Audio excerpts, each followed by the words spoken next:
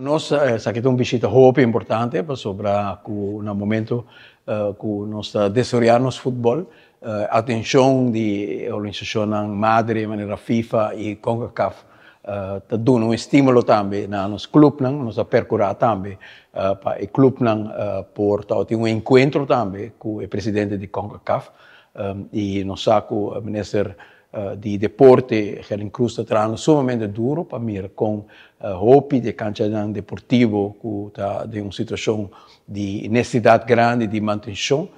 Também há a manutenção também e também tem renovação de hopi de cancha aqui. Isso é algo que o hopi vez não se sente falta de gele e que o tipo de apoio aqui tanto profissionalizar o futebol na Aruba, mas também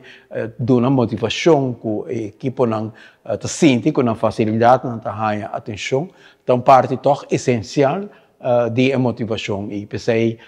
em cooperação também com CONCACAF e com FIFA, que está pondo pessoas disponíveis também, finanças disponíveis para ajudar no processo aqui, tanto de formação, de que manejar integralmente o deporte de futebol para Aruba, mas também para o qual se trata de facilitar o tipo de apoio aqui, que é muito importante, que eu estou muito contente que visita.